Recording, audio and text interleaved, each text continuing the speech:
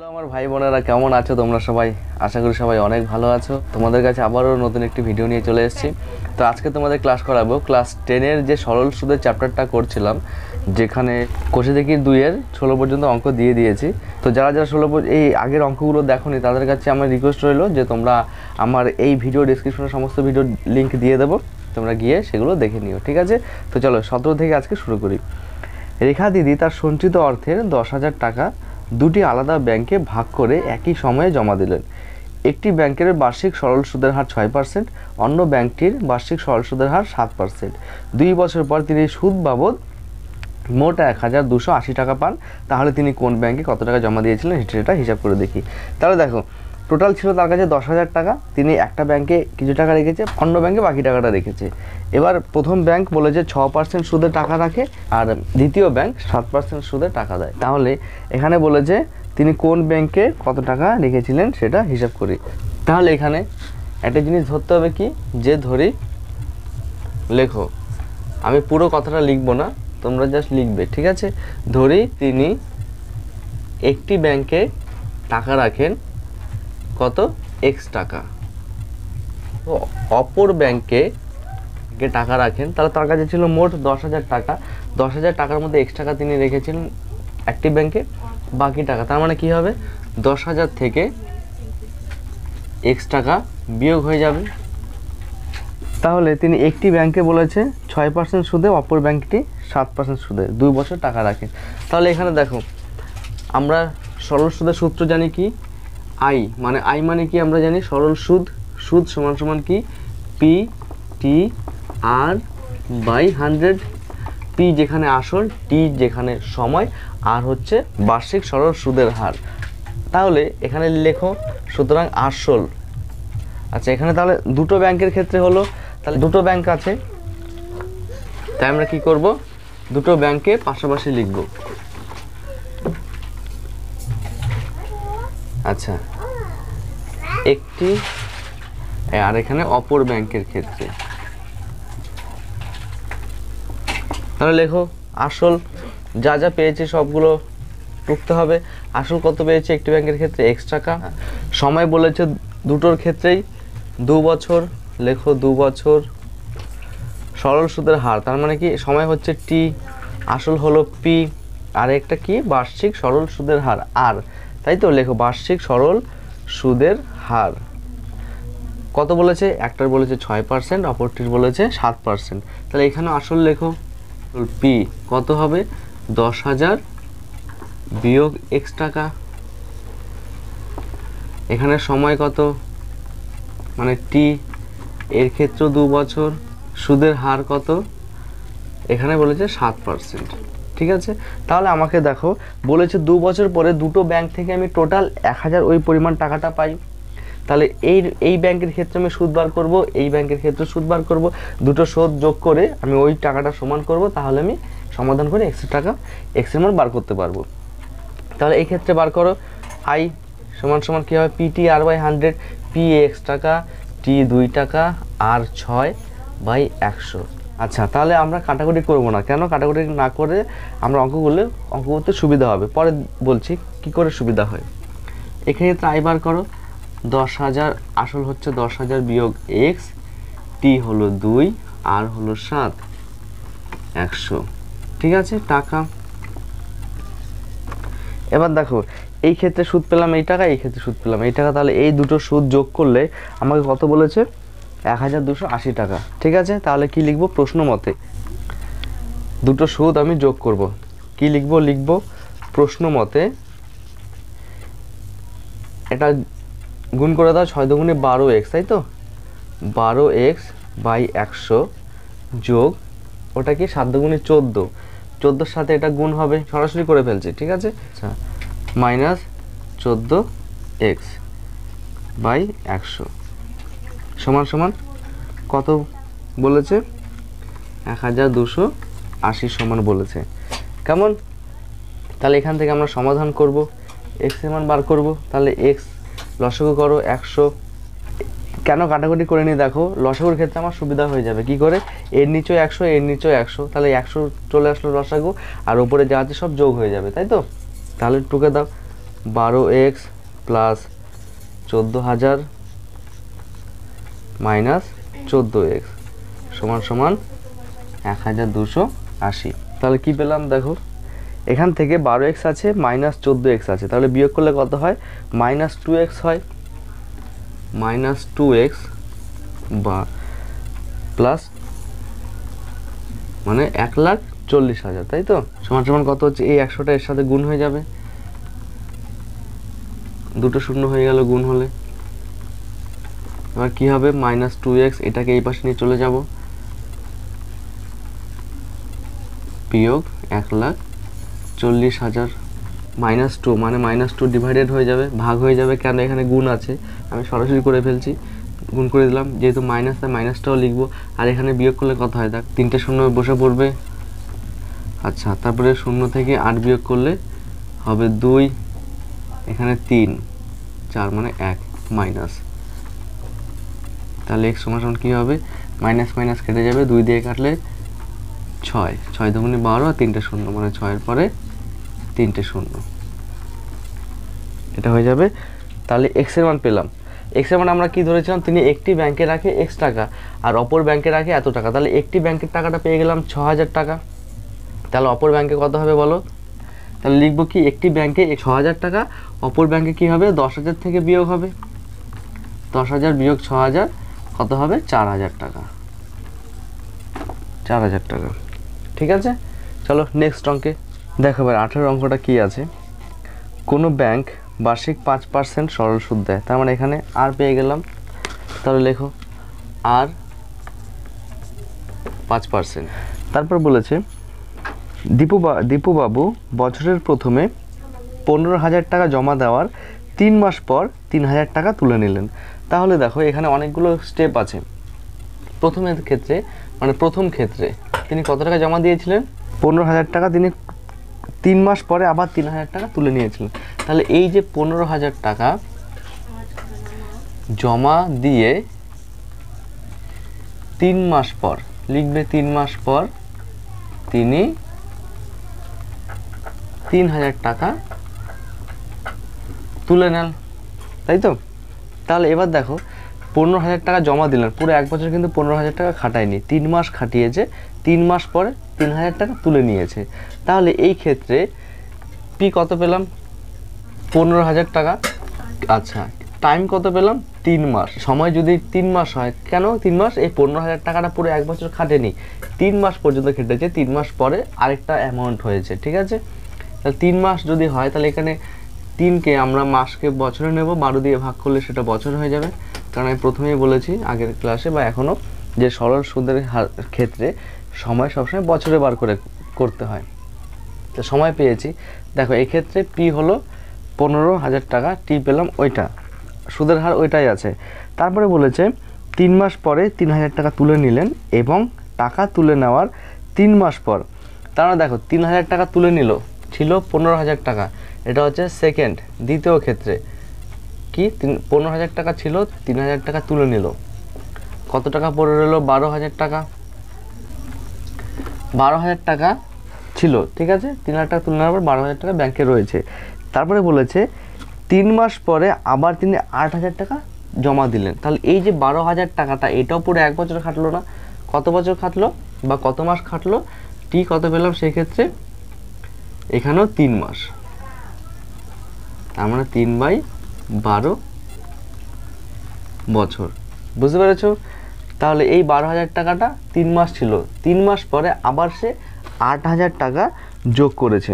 তাহলে এখানে তৃতীয় ক্ষেত্রে, থার্ড প্রসেসে কি হচ্ছে দেখো, তাহলে ছিল কত, 12,000 টাকা, 12,000 টাকা ছিল, কত টাকা তিনি অ্যাড করলেন, 8,000 টাকা। দেখো প্রথমে 3 মাস, পরে 3 মাস, 6 মাস কিন্তু অলরেডি হয়ে গেছে, তাহলে 6 মাস পরে তিনি আবার কি করলেন, 8,000 টাকা যোগ করলেন, তাহলে কত টাকা হচ্ছে, 20,000 টাকা, ঠিক আছে। এইবার দেখো বলেছে তাহলে বছর শেষে দীপুবাবু সুদে আসলে মোট কত টাকা পাবেন। তাহলে সুদে আসলে মানে এই যে 20,000 টাকাটা, এটা বাকি 6 মাসই খেটেছে, যেহেতু 1 বছর বার করতে বলেছে, তাহলে বাকি 6 মাস পরে রইলো, সেই 6 মাস এই 20,000 টাকাটাই খেটেছে। তাহলে এই ক্ষেত্রে টাইম কত পাচ্ছি, 6 মাস, মানে 6/12 বছর। এখানেও কাটাকুটি করতে পারো, পরে অঙ্ক করার সময় কাটাকুটি করতে পারো, কোনো অসুবিধা নেই। তাহলে প্রত্যেকটা ক্ষেত্রে দেখো আমার আর কিন্তু 5%ই আছে। সময় হয়ে গেল প্রত্যেকটা 3টে স্টেপের ক্ষেত্রে 3টে সময় আলাদা, আর 3টে স্টেপের মধ্যে আসল আলাদা, সময় আলাদা। তার মানে আমি দেখো 3 রকমের সুদ পাবো। প্রথম ক্ষেত্রে আসল যখন 15,000 টাকা ছিল, সময় ছিল 3 মাস, সেই ক্ষেত্রে একটা সুদ পাবো। তারপরে যখন আসল ছিল 3 মাসের জন্য 12,000 টাকা, সময় 3 মাস, তাহলে এই ক্ষেত্রে একটা সুদ পাবো। পরে যখন 20,000 টাকা 6 মাসের জন্য, এই ক্ষেত্রে একটা সুদ পাবো।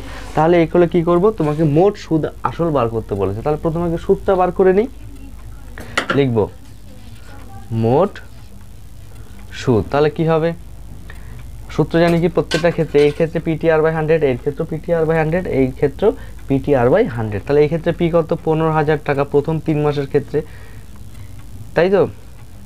তা 3 মাস মানে কি 3/12 বছর সময়টা, PTR, আর কত 5, নিচে 100। ঠিক আছে, এটা গেল প্রথম স্টেপটা, 15,000 টাকা আসল। দ্বিতীয় ক্ষেত্রে আসল কত ছিল, 12,000 টাকা। 12,000 টাকা, এই ক্ষেত্রে সময় একইভাবে 3/12, আর 5ই থাকবে, নিচে 100। দ্বিতীয় ক্ষেত্রে কত টাকা হেঁটেছে, 20,000 টাকা। 20,000 টাকা, সময় কত, 6/12, নিচে 100, আর হলো 5, টোটাল হয়ে যাবে টাকা।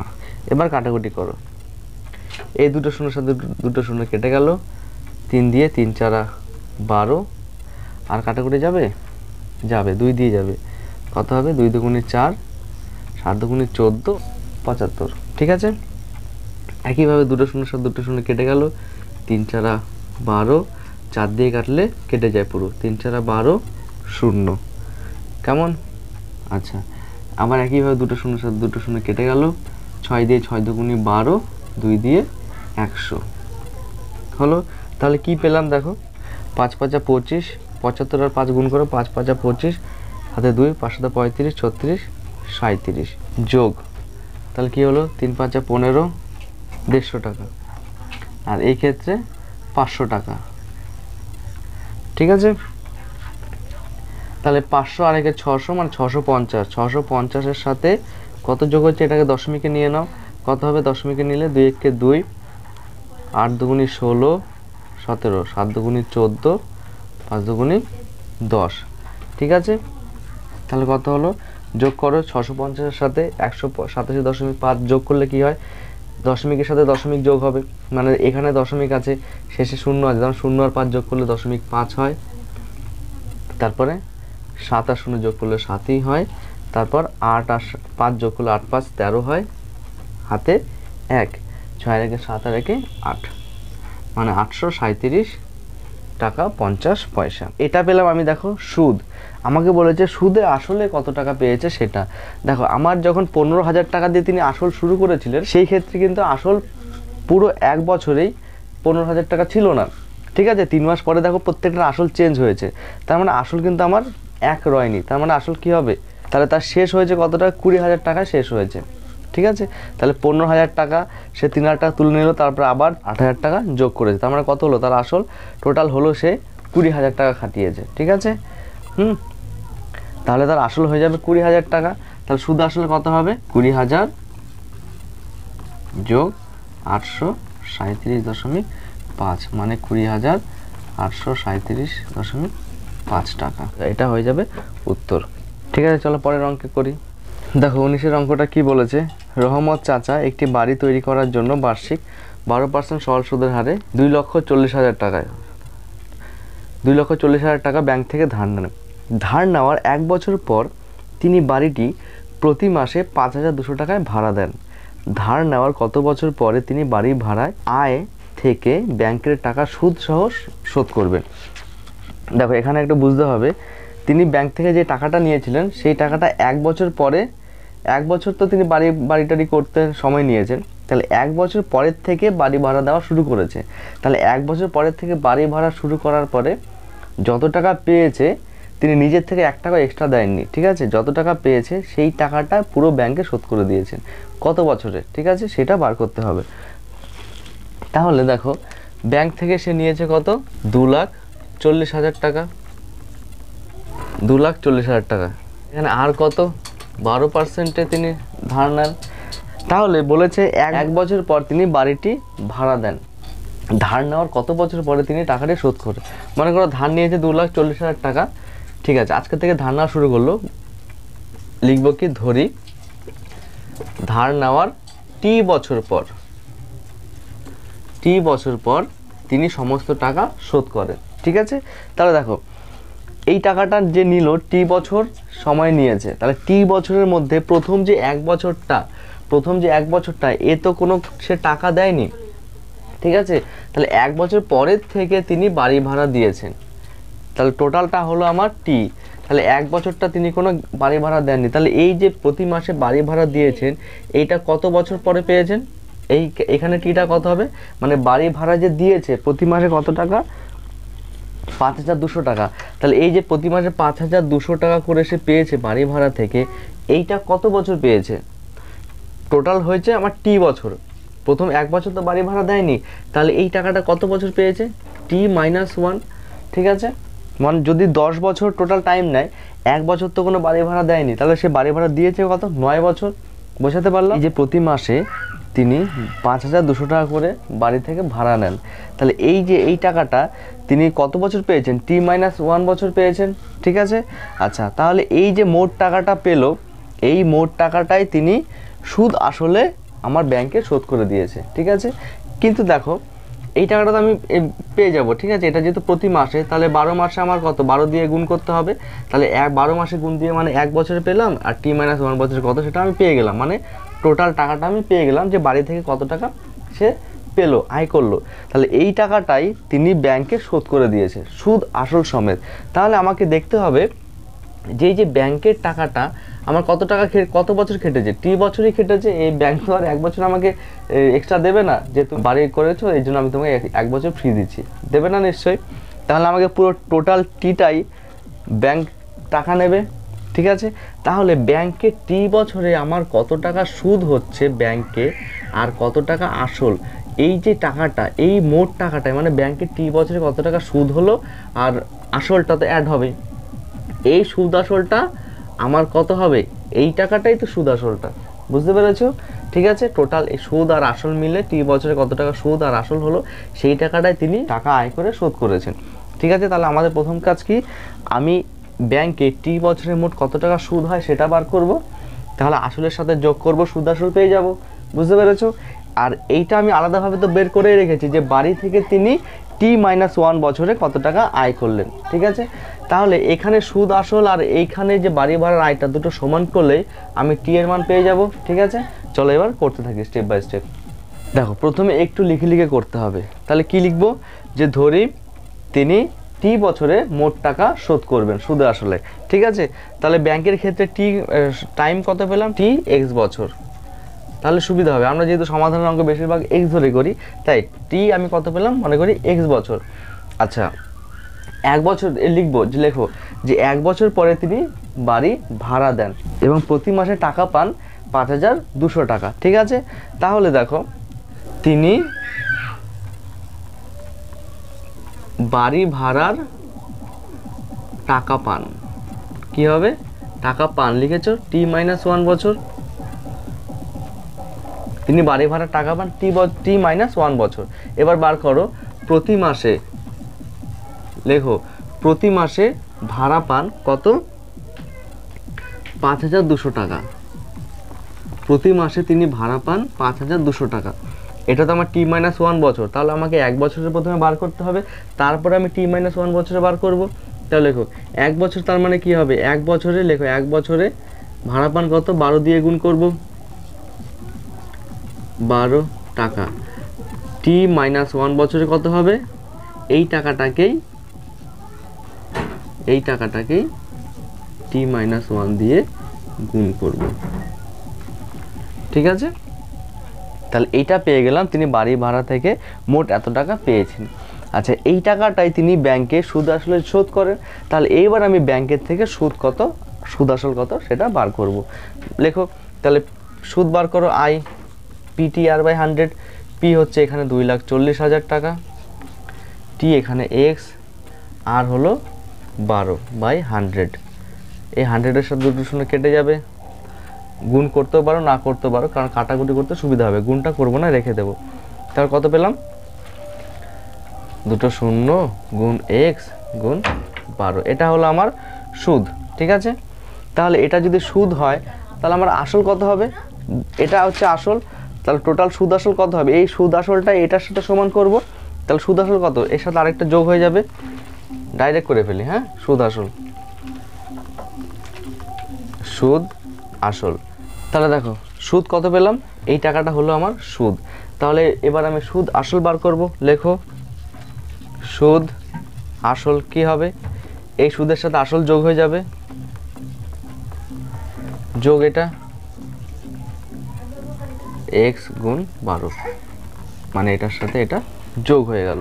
তাহলে দেখ এই সুদ আসলটাই আমার এই টাকাটার সমান। ঠিক আছে, তাহলে সমান করে দাও, নিচের লাইনে লিখবো যে প্রশ্ন মতে। ঠিক আছে, আমি এটা ডাইরেক্ট করে ফেলছি, এটা মুছে দিই, তোমরা সুদ আসলটা তো লিখবেই, তারপরে লেখো প্রশ্ন মতে এটা সমান সমান এই টাকাটা, t মাইনাস 1। তাহলে এবার এখান থেকে টি বলছি কেন, সরি টি হবে না, এখানে এক্স হবে, যেহেতু আমরা সময় এক্স ধরেছিলাম, তাহলে এখানেও এক্স হবে, এক্স হবে। ঠিক আছে, তাহলে এখান থেকে আমরা সমাধান করে কিসের মান বার করব, এক্স এর মান বার করব।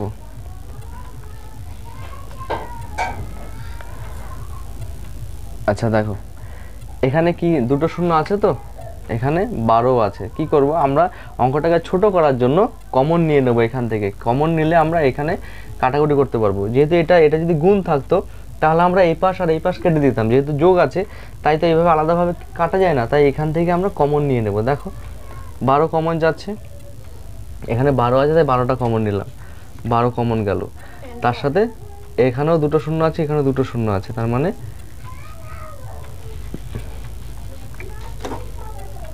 একের পরে দুটো শূন্য কমন নিয়ে নিলাম। তাহলে কি পড়ে থাকে, এর মধ্যে 12 নিয়ে নিলে 2 12 দুগুণে 24, আর দুটো শূন্য নিয়ে নিয়েছি মানে এই দুটো শূন্য পড়ে রইলো। আচ্ছা যোগ এখান থেকে 12 নিয়ে নিয়েছি মানে 2 পড়ে রইলো। ঠিক আছে, আর দুটো শূন্য নিয়ে নিয়েছি আর পড়ে রইলো x গুণ 12, এখানে যা আছে টুকে দাও। এবার কেটে দাও, এই শূন্যর সাথে এই শূন্য কেটে যাবে, কাটা যায়। ঠিক আছে, যেহেতু এটা গুণ আকারে আছে কাটা যায়, মানে তুমি এটা ভগ্নাংশ আকারে নিয়েও কাটতে পারো, কোনো অসুবিধা নেই, বা এক পাশ যদি সমান থাকে তাহলে কেটে যায়। 12 দিয়ে 12কে কাটো। ঠিক আছে, এবার কি হবে, 200 যোগ 12 দুগুণি 24x সমান সমান গুণ করে দাও ভেতরে 52x মাইনাস 52। তাহলে এবার এক্সগুলোকে এক পাশে নেবো আর সংখ্যাগুলোকে আরেক পাশে নেবো, তাহলে কি হচ্ছে দেখো, এক্সগুলোকে এই পাশে নিয়ে আসলে কি হয়, 24x মাইনাস 52x। ঠিক আছে, আর এই পাশে কি রইলো মাইনাস 52, আর এই পাশে প্লাস ছিল 200, মাইনাস 200 হয়ে যাবে। ঠিক আছে, আচ্ছা এই পাশটা মুছে দিই, 52 থেকে 24 বিয়োগ হবে তাই তো, তাহলে 8 4 12, 3 4 বার মানে 3 4 5 মানে 28, মাইনাস বড়টা চিহ্ন হবে মাইনাস 28x, আর যোগ করে দাও 252 মাইনাস 252, তাহলে x এর মান কত পাচ্ছি, মাইনাস 252 বাই মাইনাস 28। ঠিক আছে, কাটাকুটি করে দেখো কত দিয়ে যাবে, ডাইরেক্ট 4 দিয়ে যাবে, 4 দিয়ে না 8 9 দিয়ে যাচ্ছে, 8 9 72, 7 9 2 18, 18 আর 7 25 মানে 8 দিয়ে 9 দিয়ে যাচ্ছে, 8 9 72, 7 9 2 18, তাহলে x হলো 9। তাহলে আমরা কি ধরেছিলাম, যে ধরি তিনি x বছর পরে সব টাকা শোধ করতে পারবেন, তাই x কত পেলাম, 9 বছর, হয়ে গেল তোমার উত্তর। চলো পরের অঙ্ক করি। তো ফ্রেন্ডস দেখো 20 অঙ্কটা আমি তোমাদের ভিডিও করাচ্ছিলাম, তো ভিডিওটা অন হয়নি, আমি অঙ্ক করিয়েই গেছি, দেখো অঙ্ক কমপ্লিট হয়ে গেছে। তো আমি এখন ভিডিওটা অফ করতে গিয়ে দেখলাম যে টোটালি আমি বক করে গেছি, ভিডিও রেকর্ড হয়নি, তো আমি আবার তোমাদের প্রথম থেকে করাচ্ছি। দেখো 20 অঙ্কটা দেখো, রথীনবাবু তার 2 মেয়ের প্রত্যেকের জন্য ব্যাংকে এমনভাবে টাকা জমা রাখেন যাতে প্রত্যেক মেয়ের বয়স যখন 18 বছর হবে তখন প্রত্যেক মেয়ে 1,20,000 টাকা করে পাবে। মানে প্রথম মেয়েও পাবে 1,20,000 টাকা, দ্বিতীয় মেয়েও পাবে 1,20,000 টাকা। ঠিক আছে, বলেছে যখন 18 বছর বয়স হবে ব্যাংকের বার্ষিক সরল সুদের হার 10%। তার মানে এখানে ওটা পরে করাচ্ছি, বার্ষিক সরল সুদের হার দেওয়া আছে 10%। বলেছে মেয়েদের বর্তমান বয়স এখন 13 বছর, একজনের 8 বছর, তিনি প্রত্যেক মেয়ের জন্য কত টাকা জমা রেখেছিলেন সেটা হিসাব করি। তোমাদের আমি সহজভাবে বুঝিয়ে দিচ্ছি, খুব সুন্দর অঙ্ক, বুঝতে পারবে। দেখো, তিনি দুজন মেয়ের নামে কিছু পরিমাণ টাকা আলাদা আলাদাভাবে রেখেছে। ঠিক আছে, আচ্ছা বলেছে যখন তাদের বয়স 18 বছর হবে তখন তারা দুজনে 1,20,000 টাকা করে পাবে, সমান পরিমাণ টাকা পাবে। তাহলে আমি মনে করি যে প্রথম মেয়ের জন্য X টাকা রেখেছেন, দ্বিতীয় মেয়ের জন্য Y টাকা রেখেছেন। তোমরা লিখে করবে যে ধরি প্রথম মেয়ের জন্য X টাকা, দ্বিতীয় মেয়ের জন্য Y টাকা ব্যাংকে রেখেছেন। তাহলে এখানে দুটো ব্যাংকের ক্ষেত্রে মানে দুটো ক্ষেত্রেই আর 10% আছে। ঠিক আছে, আচ্ছা সময় বলেছে কত, প্রথম মেয়ের বয়স এখন 13 বছর, টাকাটা এখন রেখেছে, তাহলে 18 বছর হলে টাকাটা তুলতে পারবে। তার মানে তার কত বছর টাকাটা রইলো, এই X টাকাটা 5 বছর। ঠিক আছে, 18 থেকে 13 বিয়োগ করব। আর দ্বিতীয় ক্ষেত্রে তার এখন মেয়ের বয়স 8 বছর, 18 বছর হলে সে টাকাটা পাবে। তাহলে টোটাল টাইম কত হবে, 10 বছর। আচ্ছা বলেছে টোটাল মিলিয়ে 1,20,000 টাকা এই মেয়েও পাবে, এই মেয়েও পাবে। ঠিক আছে, তাহলে এই যে 1,20,000 টাকাটা এটা নিশ্চয়ই সুদ আসল, তাই না? যে আসল টাকাটা নিয়েছিল আর তারপরে যে সুদটা পেয়েছে, টোটাল মিলিয়ে 1,20,000 টাকা। এই ক্ষেত্রেও 1,20,000 টাকা টোটাল সুদ আসলটা। ঠিক আছে, তাই লিখেছি দেখো সুদ যোগ আসল 1,20,000 টাকা। এইবার দেখো আমি যে এই X টাকাটা ব্যাংকে রেখেছি, এই টাকার যে সুদ হবে, ঠিক আছে, সেইটার সাথে যদি এই আসলটা যোগ করি, এই টাকাটাই তো 1,20,000 টাকা সমান হচ্ছে। এই ক্ষেত্রে একইভাবে এই Y টাকা রেখেছিল, Y টাকার ক্ষেত্রে যে টোটাল সুদটা হয় আর আসল হচ্ছে Y টাকা, তাহলে Y এর সাথে যদি আমি সুদটা যোগ করি, সুদ আসল, সেটা এইটার সমান হবে। ঠিক আছে, তাহলে এই ক্ষেত্রে আমি দুটো ক্ষেত্রে আমি আলাদা আলাদা টাকা পেয়ে যাব, সেটাই করেছি। প্রশ্ন মতে আসল X টাকা আর X টাকার সুদ কত হয়, PT/100, P হলো X, T হলো 5 বছর, R হলো 10/100 সমান সমান 1,20,000 টাকা। যেহেতু সুদের সাথে আসল যোগ করে দিয়েছি একবারে, ঠিক আছে, এখান থেকে কাটাকুটি করেছি, দেখো শূন্যর সাথে শূন্য কাটলো, 5 দিয়ে 10 কাটলো 2, 5 গুণে 10, আর এটাকে লসাগু করলে কত হয়, 2 × 2 মানে 2x প্লাস x, আর 2x প্লাস x কত হয় 3x, আর দুইটা ভাগ আছে, এই পাশে আসলে কি হয়ে যাবে, গুণ হয়ে যাবে, তাই গুণ করে দিলাম, 12 × 2 = 24।